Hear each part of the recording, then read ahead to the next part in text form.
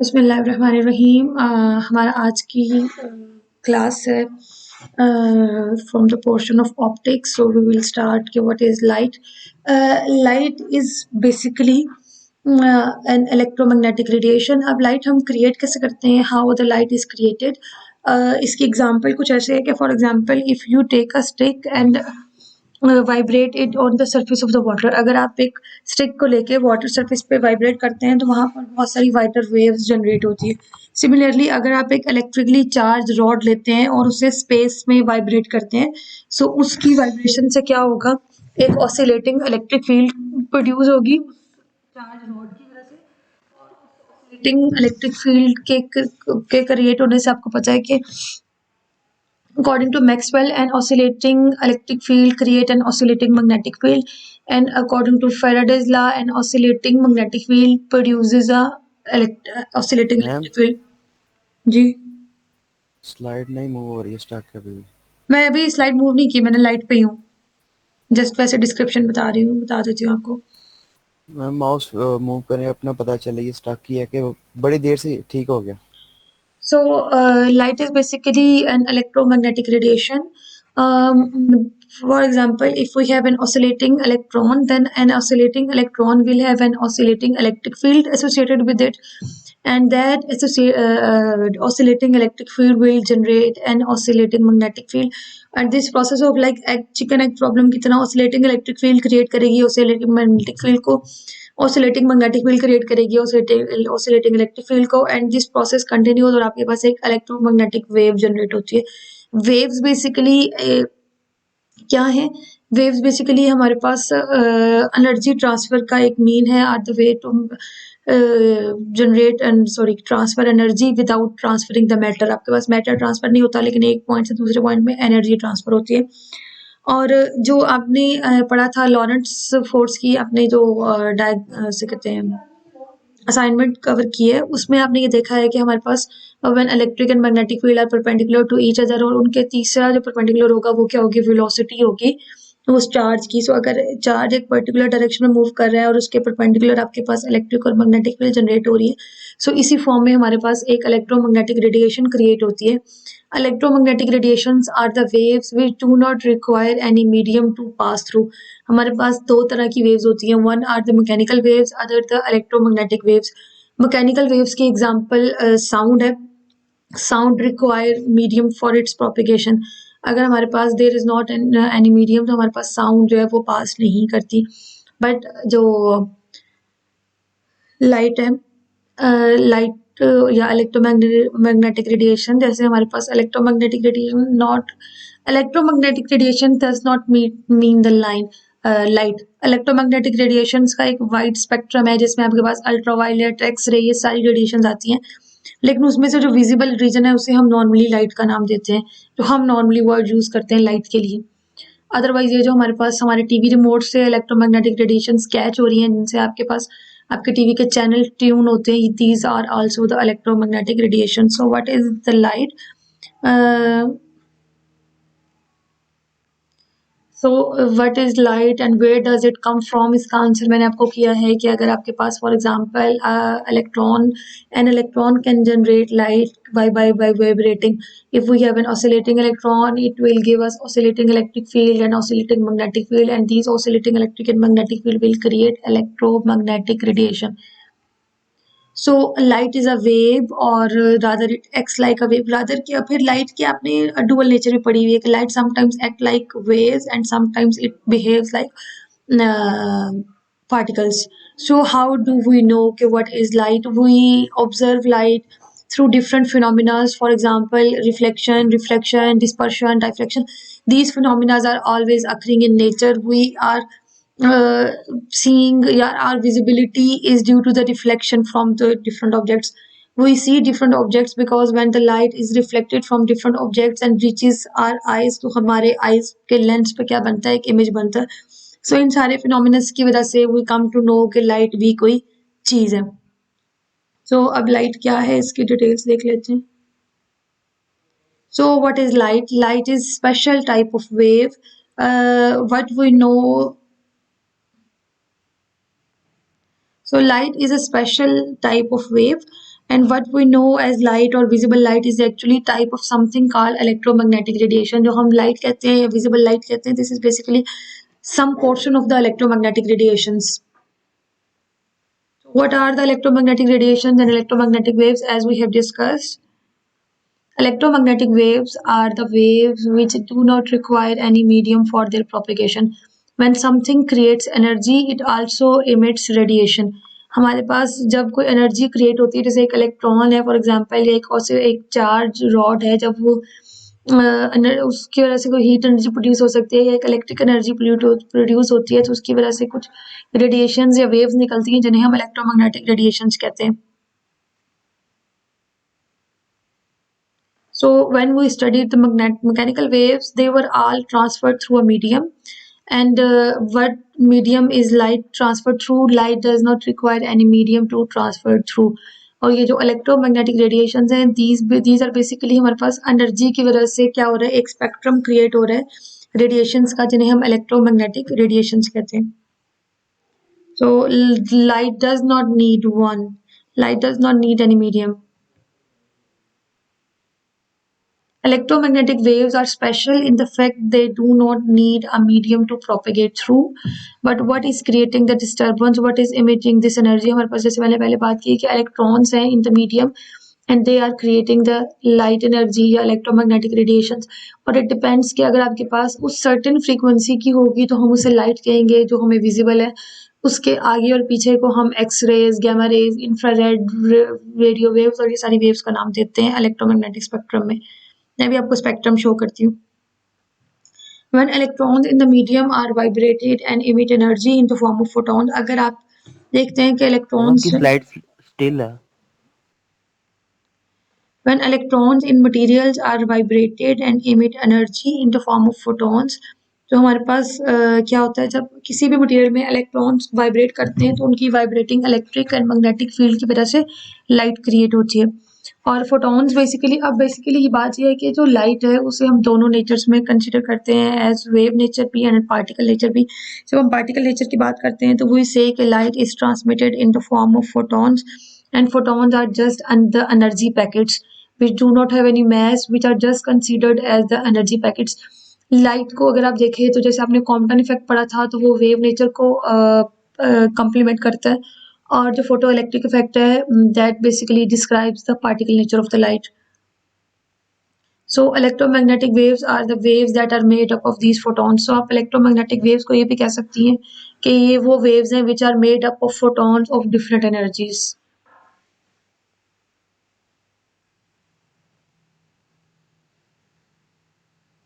So electromagnetic waves are everywhere around us. Light is only a small part of them. हमारे पास जितनी भी radios, TV या transmission या mobile, these are all through the electromagnetic waves.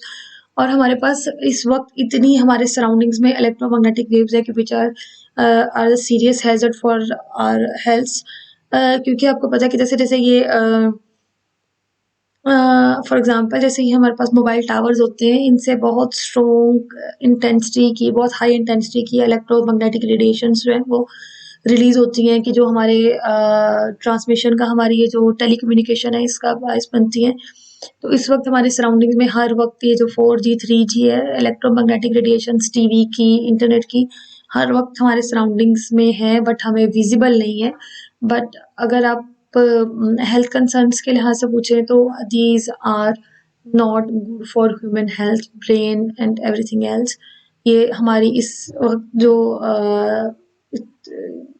यानी बहुत सारी ऐसी डिजीजेज हैं जो कि इसकी वजह से हो रही हैं, specially for brain and everything else.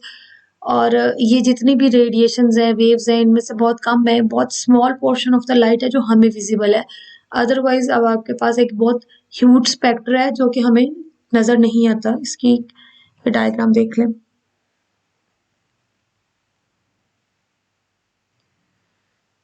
ये वेवलेंथ गिवन है.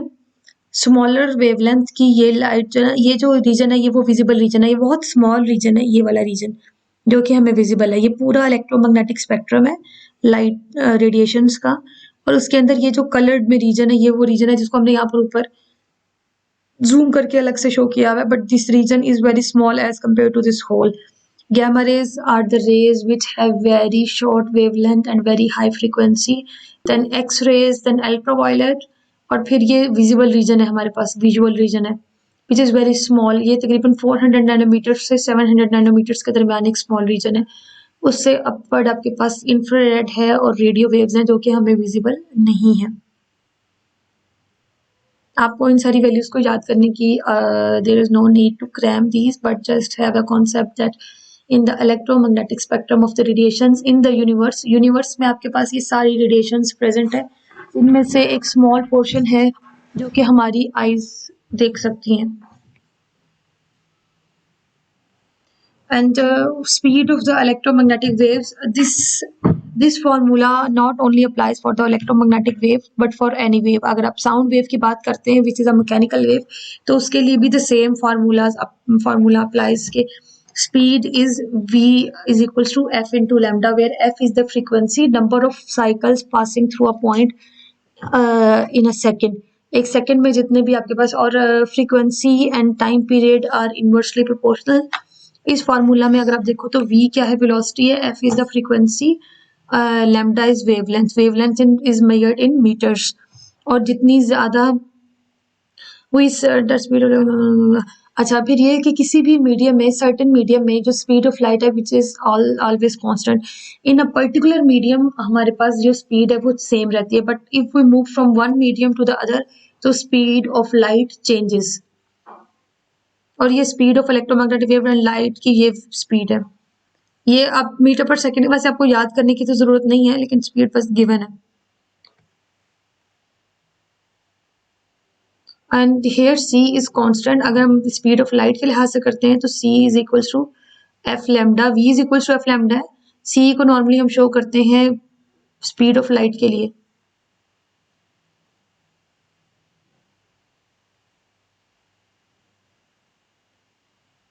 तो c is equals to f lambda, speed of light is equals to frequency into lambda. So vacuum में speed of light is same, but when the light enters in any other material, for example in water or in glass, speed of light changes. और speed of light is maximum in the vacuum. हमारे पास speed of light decrease करती है, change होती है when light enters any other medium, but it is maximum in the vacuum. No speed can exceed the speed of light. Ma'am इन इस relation में कौन सी चीज कांस्टेंट रहती है? अगर हम एक मीडियम में रहते हैं तो आपके पास ये जो स्पीड ऑफ साउंड है ये कांस्टेंट, स्पीड ऑफ लाइट जो है वो कांस्टेंट रहती है. अदरवाइज वैसे जो फ्रीक्वेंसी और लैम्डा है they are inversely proportional to each other. अगर लैम्डा ज्यादा है तो फ्रीक्वेंसी कम होगी, और अगर फ्रीक्वेंसी ज्यादा है तो लैम्डा कम होगा. नहीं मैम, अगर हम उससे जाते हैं, एयर से हम वाटर में जाते हैं तो सी तो चेंज हो जाएगी स्पीड, तो और कौन सी चीज चेंज होगी दूसरी? अगर हम एक मीडियम से दूसरे मीडियम में जाते हैं, यस मैम, तो उसमें कौन सी चीज कांस्टेंट होगी जो एक दोनों मीडियम में सेम रहेगी? हमारे पास रिफ्रैक्टिव इंडेक्स जो है वो रहेगा, चेंज होगा ना, दोनों मटेरियल्स की वजह से चेंज होगा. और v is equals to F lambda, v change हो रहा है तो हमारे पास फ्रीक्वेंसी और लैम्डा चेंज होंगे, क्योंकि अगर एक भी चीज़ चेंज होगी, फ्रीक्वेंसी और लैम्डा में से कोई एक भी चीज़ चेंज होगी तो चेंज हो जाएगा. बेसिकली हमारे पास अगर लाइट अब देखो तो एफ मैम इज नहीं, equals to C over lambda. इन तीनों में से कोई एक फैक्टर तो कांस्टेंट रहेगा ना दोनों मीडियम में, जो कि चेंज नहीं होगा ना उसमें डेंसर मीडियम में ना हो वो दूसरे मीडियम में. इन तीनों में से कोई एक फैक्टर तो होगा ना, तभी दूसरे बाकी दो फैक्टर इनवर्स रिलेशन में आएंगे, रिवर्स में फ्रीक्वेंसी आएंगे हमारे या? पास नॉर्मली अगर हम बात करते हैं ना तो हमारे पास लाइट की, वैसे अगर इन जनरल देखा जाए तो फ्रीक्वेंसी चेंज होती है. लेकिन अगर हम फॉर एग्जांपल एक मीडियम से दूसरे मीडियम में जाके ये बात कर रहे हैं तो उसमें फिर हमारे पास हम फ्रीक्वेंसी को सेम, मेरा ख्याल है कि रख सकते हैं. लेकिन फिर भी मैं आपका क्वेश्चन नोट कर लेती हूँ, मुझे इस वक्त आपके क्वेश्चन के बारे में आंसर क्लियर नहीं आ रहा ज़हन में. Okay ma'am.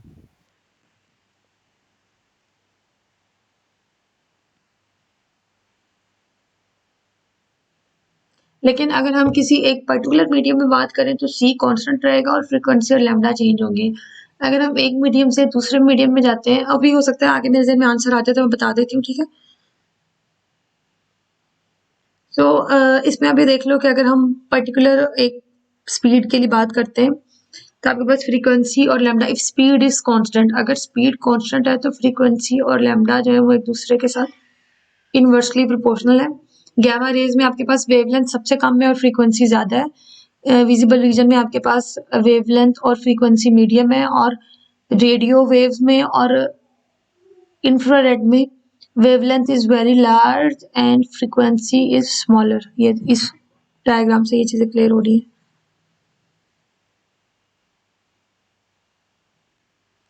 तो अगेन वही विच वेव्स हैव मोर एनर्जी। अब देखो जितनी ज्यादा किस गैमा। हाँ गामा, क्योंकि उनकी फ्रीक्वेंसी ज्यादा है ना। तो फ्रीक्वेंसी मीन्स होता है कि किसी भी पॉइंट से कितनी नंबर ऑफ वेव्स पास कर रही है पर सेकेंड। गुड, आपने इसको जल्दी परसीव कर लिया, ऐसे ही है ना। Frequency means waves are basically the carriers of energy. If at a particular pass through the point, if 100 number of waves are passing in 1 second, that means they are transmitting more energy. Whereas, for example, in the radio waves or in the infrared region, number of waves passing a point will be smaller, so less energy will pass through the point. इसमें यही इस सारी slide में लिखा हुआ है कि जितनी ज़्यादा आपके पास फ्रीक्वेंसी होगी उतनी ज़्यादा the waves will carry energy, जितनी हाँ जो ज़्यादा फ्रीक्वेंसी होगी, ठीक है। लेकिन हम इस जो विजिबल रीजन है इनमें से सिर्फ एक स्मॉल पोर्शन को देख पाते हैं, क्योंकि आपके पास विजिबल रीजन के अलावा जो हमारी आइज के लेंस हैं उन पे कोई रियल इमेज जो है वो नहीं बन सकता, बल्कि अगर बाकी जो रेज हैं हम वो देख नहीं पाते, but exposure to those rays can damage our eyes Lenz's.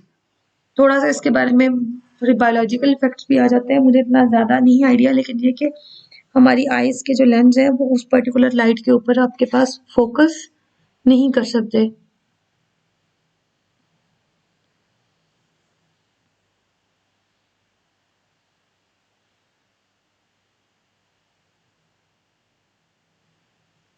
तो बात ये है कि हमारे पास हर ऑब्जेक्ट, जो हम ऑब्जेक्ट्स देखते हैं, ये ऑब्जेक्ट्स तो नॉर्मली हम ये पढ़ते हैं कि हम ये सोचते हैं कि जो इलेक्ट्रोमैग्नेटिक स्पेक्ट्रम है इसमें से लाइट जो है वो हमारी आइज में एंटर होती है, और वो जो इलेक्ट्रिक इम्पल्स है या सिग्नल है या मैसेज है वो हमारे ब्रेन को जाता है और हमें वो चीज़ नज़र आती है। बट नॉर्मली ऐसा नहीं है कि हर चीज़ लाइट एमिट कर रही है। बेसिकली हम चीज़ों को इस तरह से देखते हैं कि जो लाइट है when it is reflected from some object, तो वो हमारी आइज पे जब रिफ्लेक्शन के बाद वापस आती है तो it creates an image in our eyes.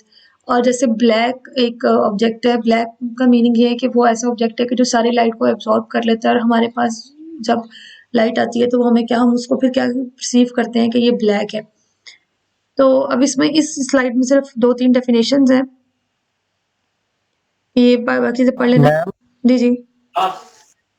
Ma'am जब एक ऑब्जेक्ट वो एनर्जी अब्सॉर्ब करता है सिर्फ ब्लैक के अलावा, ब्लैक लाइट के अलावा, तो उसकी फिर कॉन्स्टेंटली एनर्जी इंक्रीज नहीं होती जाएगी, बाकी वो एनर्जी तो अब्सॉर्ब कर रहा है। क्या मतलब कि एनर्जी कैसे इंक्रीज होगी? मैम देखिए ना, एक ऑब्जेक्ट है उसके ऊपर लाइट पड़ रही है, वो उसने बस ब्लैक ऑब्जेक्ट है तो उसने सिर्फ ब्लैक लाइट को रिफ्लेक्ट करना है, बाकी उसने लाइट अब्सॉर्ब कर लेनी है। तो अब्सॉर्ब का मतलब ये नहीं कि वो उसकी जो बाकी लाइट्स की एनर्जी है वो अब्सॉर्ब करने की वजह से उसकी इंक्रीज नहीं होगी ऑब्जेक्ट की एनर्जी। देखो फॉर एग्जांपल जैसे अगर हम बात करते हैं जैसे ब्लैक की, इसमें इसमें ये जो हीटिंग इफेक्ट और सूदिंग इफेक्ट होते हैं कलर्स के, वो इसी वजह से होते हैं ना, कि कुछ कलर्स हमें कूल लगते हैं और कुछ कलर्स जो है वो हॉट होते हैं, क्योंकि कुछ कलर्स की जो हीटिंग एब्जॉर्प्शन होती है वो क्या होती है, ज्यादा होती है, और कुछ कलर्स की जो हीटिंग एब्जॉर्प्शन होती है वो क्या होती है, कम होती है। इसी इस चीज के ही बैकग्राउंड की वजह से हम ब्लैक कलर को क्या समझते हैं कि जैसे वो, उसको हम एक हीटिंग का सिंबल समझते हैं कि जैसे ब्लैक कलर या ये चीज ज्यादा क्या करती है, हीट को एब्जॉर्ब करती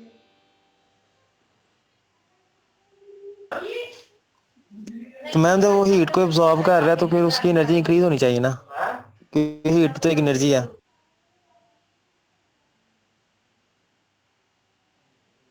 देखो एनर्जी हमारे पास एक ऑब्जेक्ट से दूसरे में ट्रांसफर जरूर हो सकती है, लेकिन उसको हम इंडेफिनेटली क्रिएट तो नहीं कर सकते ना। तो ये डिपेंड करता है कि आपके पास अब ऐसा तो नहीं है। हीट एनर्जी तो नहीं मैम, उसमें मैम अगर उसमें एनर्जी क्रिएट तो होगी भी सी तो वो हीट एनर्जी ही होगी ना, तो वो तो फिर इसकी वजह से हम कह सकते हैं कि उसपे हीट एनर्जी है। लाइट की वजह से फॉर एग्जांपल अगर आप देखो कहीं पर भी अगर आप कॉन्स्टेंटली कोई लाइट डालोगे तो एक लैंप भी अगर आप कंटिन्यूअसली किसी ऑब्जेक्ट पे उसकी लाइट डालते रहोगे तो हीट एनर्जी तो उसमें क्रिएट हो जाती है, हीट तो वो एब्सॉर्ब करता है। तो आपका क्वेश्चन क्या है? मैम ठीक है, वो मैं बस ये पूछ रहा था कि ऑब्जेक्ट की एनर्जी इंक्रीज होती है तो वो हो जाती है, वो वो हीट, गर्म हो हाँ जाता है ऑब्जेक्ट। हाँ, हीट एनर्जी के यस फॉर्म मैम। में ऑब्जर्व होती है ना। अच्छा, ये जो ओके दो मैम। तीन चीजें मैंने रेड में हाईलाइट की है ना, ये बस डेफिनेशंस हैं कि objects do not allow light to pass through are called opaque. और वो ऑब्जेक्ट्स जो कि लाइट को पास करने देते हैं वो क्या होते हैं? ट्रांसपेरेंट होते हैं। और ये दो तीन डेफिनेशंस हैं। इससे आगे हम रिफ्लेक्शन की तरफ जाते हैं, विच वाज द जो हमारा मेन टॉपिक है अभी रहता है करने वाला। ठीक है। मैम जी जी।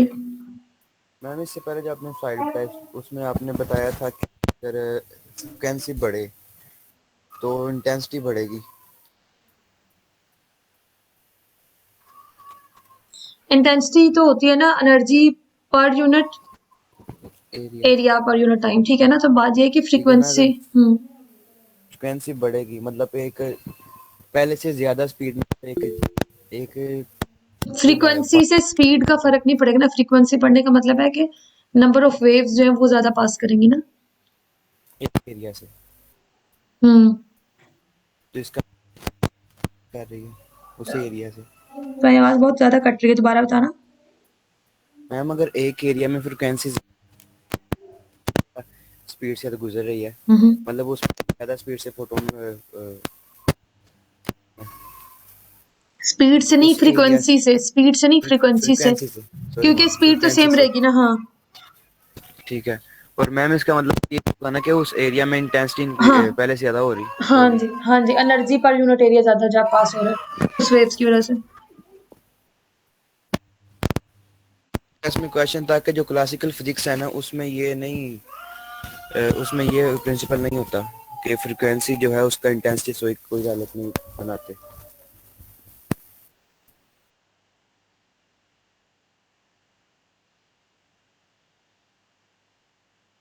क्या क्या क्या क्लासिकल फिजिक्स? मैं कह रहा था जब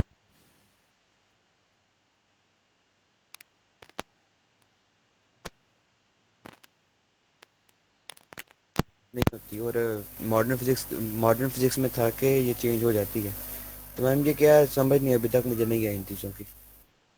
अगर लॉजिकली देखे जैसे मैंने आपको एक्सप्लेन किया है वैसे तो होनी चाहिए इंटेंसिटी चेंज फ्रिक्वेंसी के।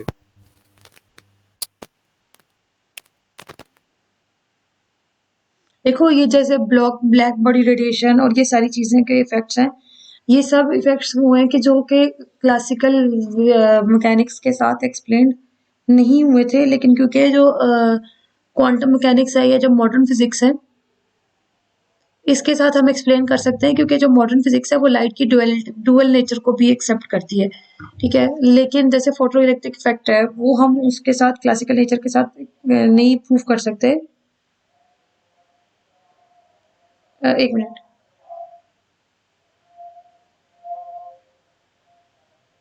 उसका एक फार्मूला था, मेरे को बताते हैं ब्लैक बॉडी रेडिएशन से।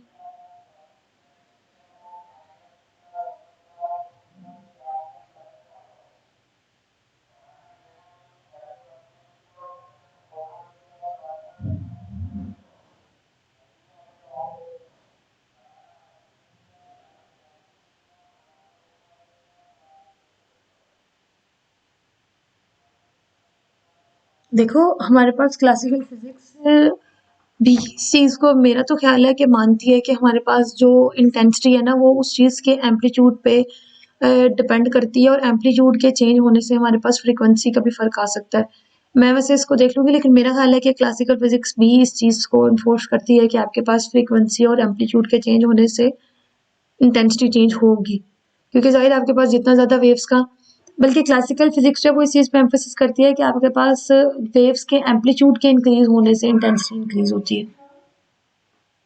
लेकिन इसको, इस पॉइंट को भी थोड़ी देर साइड पे रख के अपने पास बेशक व्हाट्सएप के ग्रुप में शेयर कर लेना। अभी मैं थोड़ा सा रिफ्लेक्शन और जो रिफ्रैक्शन है वो इसको मैं करवा दूँ। और ये जो आपका पॉइंट है, मेरे जहाँ तक मेरा नॉलेज है कि जो क्लासिकल मैकेनिक्स है इट आल्सो एक्सेप्ट्स कि आपके पास इंटेंसिटी चेंज होगी when amplitude and frequency changes. But फिर भी आप व्हाट्सएप के ग्रुप पे इसको अलग से डिस्कस कर लेना। अभी मैं रिफ्लेक्शन और रिफ्रैक्शन दिखा दूँ। When a ray of light approaches a smooth polished surface and the light ray bounces back, it is called the reflection of light। कि हमारे पास जब एक लाइट वेव जो है किसी भी स्मूथ सरफेस पे स्ट्राइक करती है एंड इट स्ट्राइक्स बैक, तो वो क्या होगी, एक रिफ्लेक्शन का प्रोसेस होता है। अब वो जो लाइट जो कि उस सरफेस के साथ फर्स्ट जाके इंटैक्ट होती है, that is called as the incident ray, और the ray which bounces back is called as the reflected ray. अब अगर हम वो पॉइंट जहाँ पे लाइट इंसिडेंट हो रही है और उसी पॉइंट से रिफ्लेक्ट हो रही है, उस पॉइंट पे अगर एक परपेंडिकुलर लाइन ड्रॉ करें, तो that perpendicular line is called as normal to that plane. और अब हम इसमें जो इंसिडेंट एंगल लेते हैं, रिफ्लेक्टेड एंगल लेते हैं, all these angles are measured with respect to the normal to the plane, and angle of the incidence and angle of reflection are equal। हमारे पास जो नॉर्मली रेगुलर रिफ्लेक्शन होता है उसके लिए हम क्या लेते हैं, एक प्लेन सरफेस की बात करते हैं, जो हम स्मूथ सरफेस की बात करते हैं, जिसमें इंसिडेंट और रिफ्लेक्टेड एंगल क्या होता है, सेम होता है। लेकिन अगर आपके पास एक ये लॉ ऑफ रिफ्लेक्शन है that incident and reflected angle are same and the incident plane, reflected plane and the normal to the plane lies in the same plane. लेकिन जो अगर आपके पास एक स्मूथ सरफेस नहीं है तो एक डिफ्यूज रिफ्लेक्शन होता है, जिसमें इट इज नॉट नेसेसरी कि angle of incident and angle of reflected raise जो है वो सेम हो। इसको हम थोड़ी डिटेल बात देखते हैं अभी। ऐसे इतना ही आप इसको बेशक देख लें कि ये जो हमारे पास बहुत सरफेसेस हैं जिसमें आपके पास एग्जैक्टली जो इंसिडेंट एंगल है और रिफ्लेक्टेड एंगल है ये सेम नहीं होता due to this rough surfaces.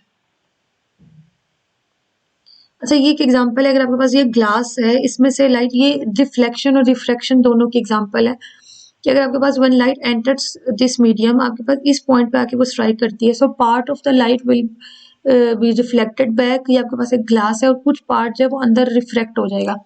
Refract होना ही होता है कि when light enters from a lighter medium to denser medium, the light wave is bended towards the normal. ये नॉर्मल है। और जो लॉ ऑफ रिफ्लेक्शन है वो सेम रहता है कि जो एंगल ऑफ इंसिडेंस है theta one, this will be equal to angle of reflection theta one prime. ये वाला theta one is equal to theta one prime, ये क्या एंगल लॉ ऑफ रिफ्लेक्शन है। और जो रिफ्रैक्शन है, रिफ्रैक्शन सेज दैट कि ये आपके पास एक लाइट वेव है जो कि एंटर हो रही है इस पॉइंट पे ही, इस पॉइंट पे आके पार्टली रिफ्रैक्ट होगी। और वो जो रिफ्रैक्शन होता है उसमें अब ये देखो, अच्छा जो स्पीड ऑफ लाइट है वो मैक्सिमम है इन वैक्यूम, लेकिन जैसे जैसे हम डेंसर मीडियम में जाते हैं स्पीड ऑफ लाइट क्या होती जाती है, डिक्रीज होती है। सो आपके पास यहाँ पर क्या होगा, लाइट थोड़ी सी बेंड हो जाएगी टुवर्ड्स द नॉर्मल। ये इस स्लाइड में थोड़ी सी रिफ्लेक्टेड वेव कौन सी है, रिफ्लेक्शन क्या है, इसकी एग्जांपल है the travel of the light through a surface that separates two media is called refraction. ये पहले यहाँ से इस पॉइंट पे ये क्या है, ये दो मीडिया को सेपरेट कर रहा है, वाटर और ग्लास को, this is refraction. And the angle of reflection and angle of incidence are same. This is called as law of reflection. This is called law of reflection.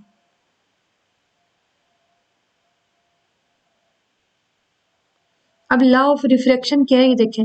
अगर आपके पास for example ये जो water है इसका water index n1 है and the water index of glass is n2, so when and light enters making angle theta 1 with the normal and this bends towards the normal in the glass, आपके पास according to Snell's law, जो law of reflection है, this states that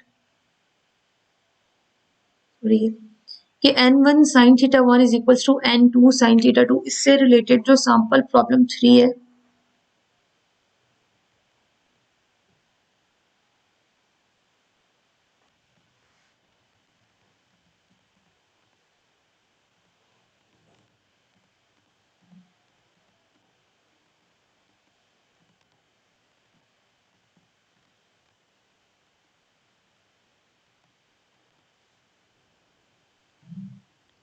so Snell's law से related exactly ये problem है 33.3 कि if light enters from one medium to other, then this law of refraction is n1 sin theta 1 is equals to n2 sin theta 2, where theta 1 is angle of incidence, theta 2 is angle of refraction. इसको probably हमने use किया था in intermediate when we were finding out the diffractive index of glass.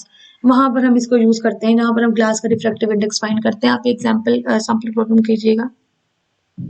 अभी जब मैं बात कर रही थी कि speed of light differs from its speed in vacuum, अगर आपके पास एक मीडियम से लाइट दूसरे मीडियम में एंटर होती है तो स्पीड ऑफ लाइट जो है वो डिफर करती है. अगर आपके पास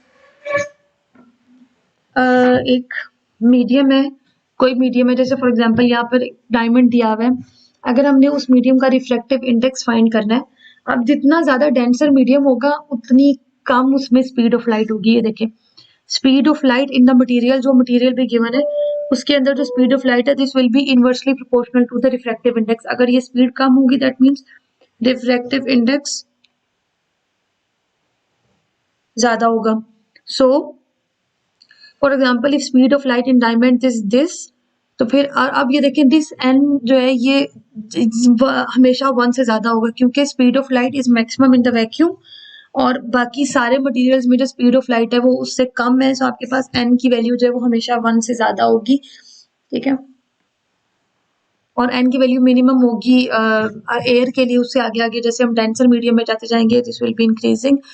इससे रिलेटेड अगर आपको फॉर एग्जांपल कोई भी मीडियम है उसमें स्पीड ऑफ लाइट अगर गिवन हो तो आप उस मीडियम के लिए रिफ्रैक्टिव इंडेक्स कैलकुलेट कर सकते हैं.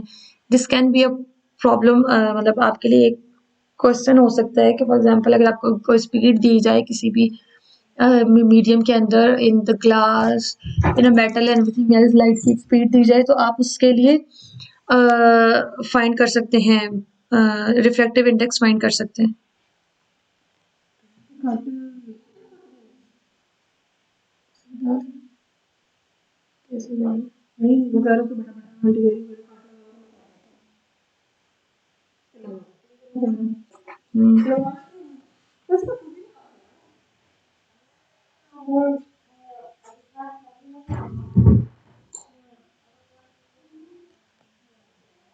अब total internal reflection last topic है. वो ये है कि देखो इसकी मैं एक डायग्राम यहाँ से दिखाती हूँ. यहाँ भी और एक डायग्राम थी.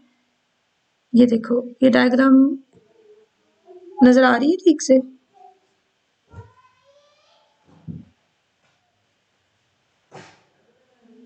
ये देखो अब इस डायग्राम में जो फर्स्ट रे है, तो फर्स्ट रे में क्या है, ये लाइट रे इस एंगल पे जा रही है.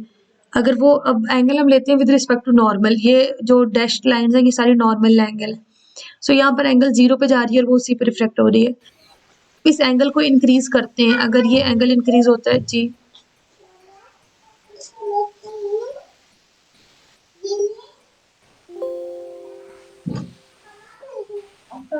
मैं थोड़ा सा पढ़ाना चाहती हूँ, बनाना लेती हूँ. सो इसमें आप देखें कि जैसे जैसे हमारे पास एंगल इंक्रीज हो रहा है, ये हमारे पास इंसिडेंस एंगल है जो 0 है. अब आपने इंसिडेंस एंगल θ1 बनाया, अब आपके पास ये जो एंगल ऑफ रिफ्रैक्शन है ये इंक्रीज हो गया. अगर आप इस इंसिडेंस एंगल को इंक्रीज करते जाएंगे तो एंगल ऑफ रिफ्रैक्शन इंक्रीज होता जाएगा. ये एग्जांपल है. देखिए फर्स्ट रे में क्या है, अगर इंसिडेंस एंगल 0 है तो रिफ्लेक्टेड भी उसी एंगल पे हो जाएगा. जैसे आपने बी रे में क्या किया, एंगल ऑफ इंसिडेंस इंक्रीज किया, वो रे ये इस पॉइंट पे रिफ्लेक्ट हो गई है, ये वाले पे रिफ्लेक्ट हो रही है, ये वाले पे, और कुछ पोर्शन उसका रिफ्लेक्ट हो रहा है. फिर सी पे आपने क्या किया, एंगल ऑफ इंसिडेंस को इंक्रीज करते गए अंटिल ये कि ई तक. अगर आप एंगल ऑफ इंसिडेंस को इंक्रीज करते जाएंगे तो ये जो वे रिफ्लेक्ट हो रही है ये आहिस्ता आहिस्ता इस तरह से रिफ्लेक्ट होगी कि वो 90 डिग्री आ जाएगा. एंगल आप नॉर्मल के साथ बनाए ना, ये नॉर्मल के साथ अगर आप एंगल क्रिएट करते हैं, इस डायग्राम में भी शो था, ये देखिए. अब ये क्या है, ये नॉर्मल के साथ रेड लाइन के साथ एंगल कितना बन गया, 90 डिग्रीज का. सो इस 90 डिग्रीज के एंगल की वजह से हमारे पास वो angle of incidence for which the angle of refraction become 90 degree is called as the critical angle. वो एंगल ऑफ इंसिडेंस जिसके लिए रिफ्रैक्शन वाला एंगल 90 डिग्री हो जाए उसे हम क्रिटिकल एंगल कहते हैं।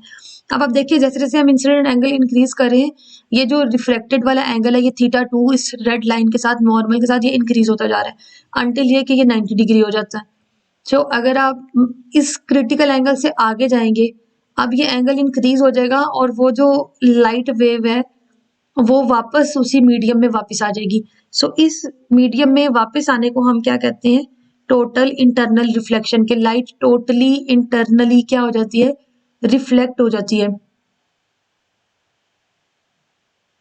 ये देखो, if the next index is lower the incident angle is large enough. अगर ma'am incident angle is large enough तो लाइट इन ट्रैप वो उसे कहते हैं ट्रैप हो जाती है इनसाइड। हाँ जी बोले।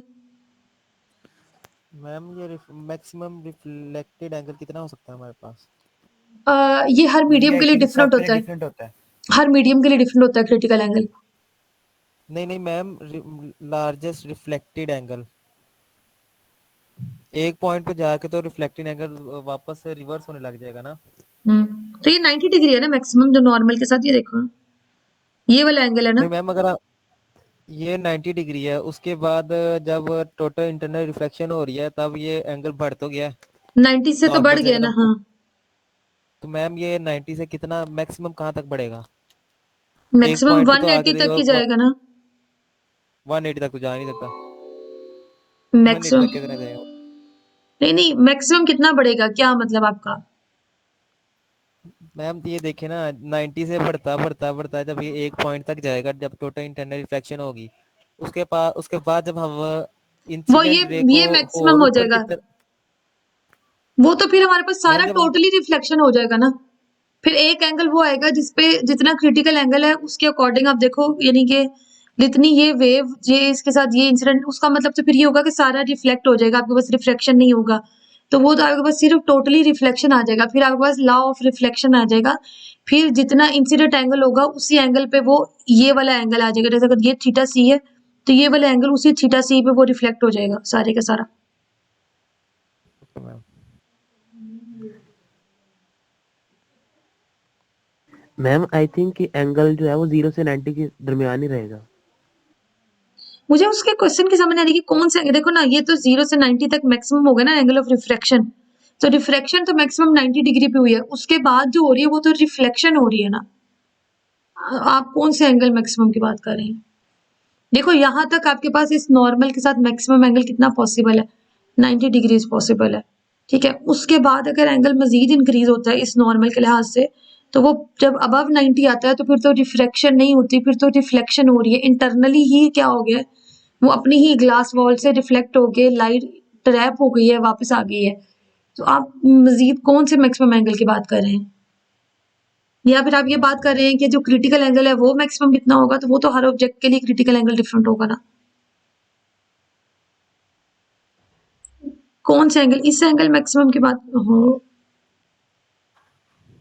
एक मिनट मैम सोच। मैं उसकी बात कर रहा था जो हम पहले उसको कह रहे हैं ना, जो रिफ्लेक्टेड एंगल है जो पहले हम नॉर्मल से ड्रॉ कर रहे हैं, जो 90 डिग्री था क्रिटिकल एंगल के लिए।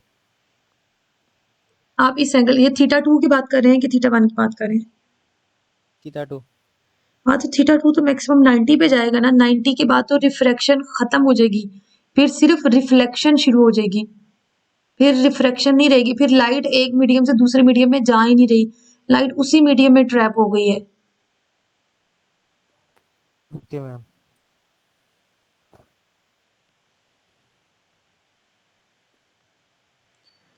और ये जो क्रिटिकल ठीक एंगल है है मैम। इसे हम स्नेल्स लॉ से ही फाइंड कर सकते हैं। Theta C will be equals to sine inverse n2 over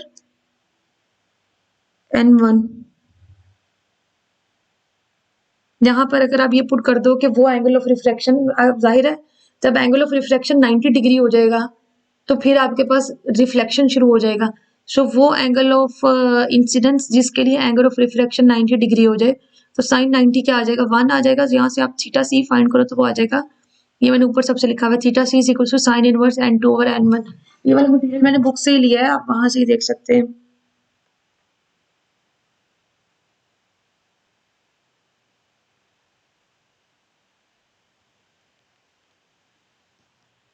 ठीक है बच्चों, यहाँ तक आज का हमारा टॉपिक यहीं तक है। If you have any question you can ask. Time वैसे हो गया मेरा नेक्स्ट क्लास का भी,